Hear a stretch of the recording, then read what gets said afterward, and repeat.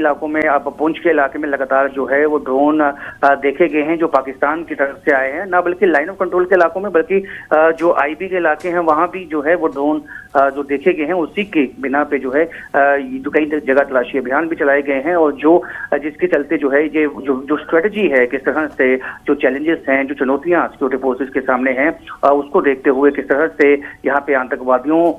को से निपटा जाए, जो इतने आतंकवादी यहाँ पे पाकिस्तानी मौजूद हैं उनको किस तरह से यहाँ न्यूट्रलाइज किया जाए, और जो OGW का जो नेटवर्क है जो है यहाँ पे उसको किस तरह ध्वस्त किया जाए, ताकि जो जीरो टॉलरेंस की नीति है आतंकवाद के खिलाफ उसको किस तरह से इम्प्लीमेंट किया जाए। इन तमाम बातों पे जो है आज विश्व पे आज चर्चा हुई है। राजन, कितनी देर तक ये बैठक चली, क्योंकि अपने आप में ये महत्वपूर्ण बैठक है। मौजूदा सूरत हाल आपने बताया, हमने भी दर्शकों को दिखाया कि कई जगह सीमावर्ती इलाकों पर ड्रोन के दिखाई देने के बाद ये अहम बैठक हो जाती है। कितनी देर तक ये बैठक जारी रही?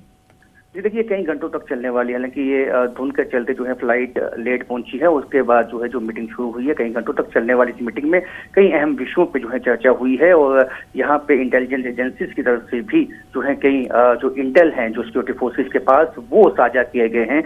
जिसकी बिना पे जो है अब आगे की जो रणनीति है वो बनाई जाएगी। और ये साफ हो जाता है कि कहीं ना कहीं जम्मू कश्मीर की सिक्योरिटी को लेकर जो है इस वक्त कई चैलेंजेस सामने हैं, जिसको निपटने के लिए जो है इस वक्त स्ट्रेटजी जो है और साल 2026 के लिए जो सिक्योरिटी को लेकर जो स्ट्रेटजी है वो इन प्लेस की जाएगी। जी बिल्कुल। तो गणतंत्र दिवस से पहले ये बैठक हो रही है, अपने आप में बहुत महत्वपूर्ण बैठक है, क्योंकि इस वक्त जो